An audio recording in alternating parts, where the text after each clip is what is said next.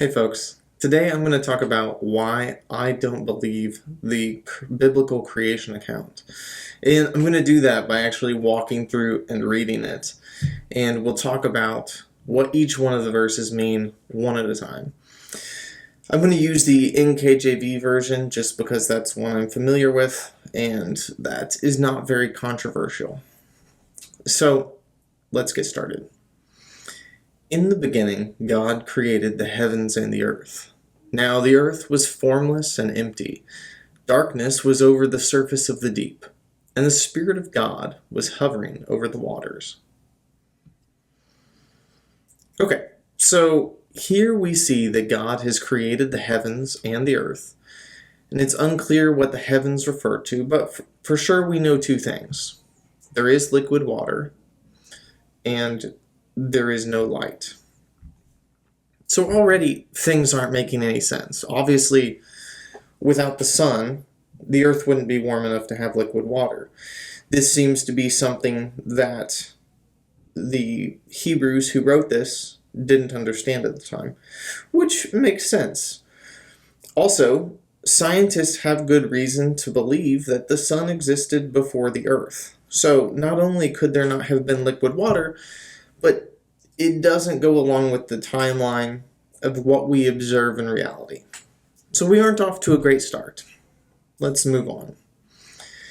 God said, "Let there be light," and there was light. God saw that the light was good, and he separated the light from the darkness. God called the light day, and the darkness he called night. And there was evening, and there was morning, the first day. So God created light, and he called it day, and there was some cycle of day and night. The light is not the sun, though, because he mentions creating that later. So what is this light? How does it correspond to days? We don't know, but whatever, it doesn't matter. Although I will say that this is one of the reasons that some people get away with having some sort of belief in an old earth, is because they say, well, it's not literal days until after the sun exists. Which makes sense, but the order of operations is still entirely wrong. And God said, "Let there be a vault between the waters to separate water from water." So God made the vault and separated the water under the vault from the water above it. And it was so. God called the vault sky, and there was evening and there was morning, the second day. And God said, "Let the water under the sky be gathered to one place. Let dry ground appear." And it was so. God called the dry ground land, and the gathered waters he called seas. And God saw that it was good. A vault between the waters. That's a really weird way to describe a sky, and sounds somewhat like someone who doesn't know what a sky is. Then we have water being gathered to allow for dry land. That's a super weird way to describe land protruding out of water, because the water will always flow to the lowest point. This isn't gathered together the waters at all, and instead it's either lifting up the land or depressing the land beneath the water somehow. So again, this reads like someone who has no idea how anything works.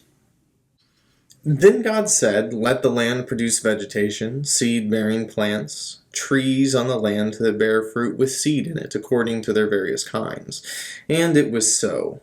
The land produced vegetation, plant-bearing seeds according to their kinds, and trees bearing fruit with seed in it according to their kinds. And God saw that it was good. And there was evening, and there was morning, the third day. Okay, so we finally have life, and it's plants, plants that use photosynthesis in order to live. And the sun doesn't exist yet. So that's weird. But we're just supposed to believe that there's a magical light source that turns on and off on a 24-hour cycle, and it's somehow providing heat and allowing for photosynthesis. I don't know about you, but to me this feels unlikely, especially because if I were an all-powerful God trying to create something, I would just create it in the logical order. But let's move on. And God said, Let there be lights in the vault of the sky to separate the day from the night, and let them serve as signs to mark sacred times and days and years, and let them be lights in the vault of the sky to give light on the earth. And it was so. God made two great lights, the greater light to govern the day and the lesser light to govern the night. He also made the stars. God set them in the vault of the sky to give light on earth, to govern the day and the night, and to separate light from darkness.